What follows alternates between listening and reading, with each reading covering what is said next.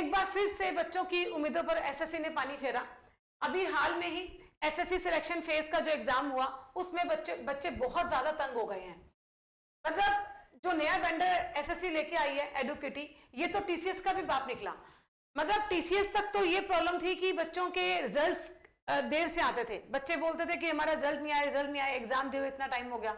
लेकिन एडुकेटी ने तो एग्जाम को ही कैंसिल कर दिया।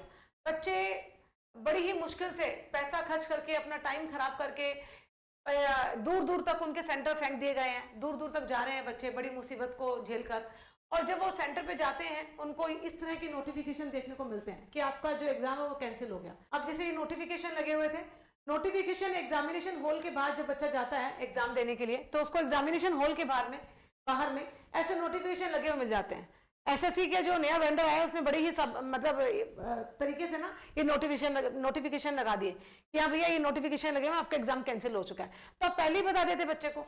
ये देखिए, तो अभी जैसे पवन गंगा जो है वहां पे ये हुआ, उसके अलावा बेंगलोर के अंदर देखिए ये हुआ, हुबली के अंदर, ठीक है, एग्जाम जो है वो कैंसिल कर दिए गए। एक नहीं, सारी शिफ्ट के एग्जाम कैंसिल कर दिए गए। ये तो सिर्फ 2 के नोटिफिकेशन ऐसे कई मतलब बहुत सारे सेंटर्स के बाहर ऐसे नोटिफिकेशन लगाए गए और बच्चों को वहां जाने के बाद पता लगा कि एग्जाम भी कैंसिल हो चुका है। तो ये बच्चों का जो समय खराब हुआ है और बच्चों का जो पैसा बर्बाद हुआ है, इसकी जिम्मेदारी कौन ले रहा है? ठीक है, अब ये तो नहीं, बस इसके आगे अगर हम देखें तो आने वाले टाइम के अंदर बहुत सारे एग्जाम्स एसएससी के लाइनअप हैं। और सबसे पहले तो स्टेनो का पेपर होगा, फिर सीजीएल का होगा, और इसमें तो लाखों की संख्या में बच्चा बैठता है कि अगर आने वाले एग्जाम्स के अंदर, स्टेनो के अंदर या सीजीएल के अंदर, बड़े एग्जाम्स के अंदर कोई प्रॉब्लम हुई, कोई इस तरह की दिक्कतें आई बच्चों को, तो टीचर्स और बच्चे आपको छोड़ेंगे नहीं।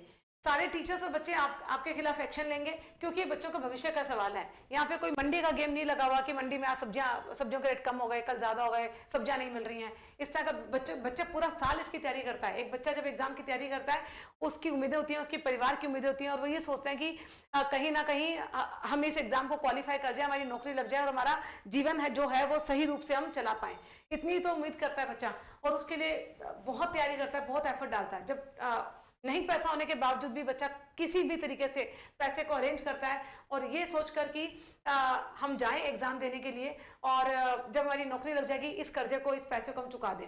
तो इस तरह से जो आपने किया है बच्चों के साथ में, ये बहुत गलत किया है। आने वाले एग्जाम में अगर इस तरह की कोई गलती हुई तो आपको छोड़ा नहीं जाएगा, आपको बख्शा नहीं जाएगा।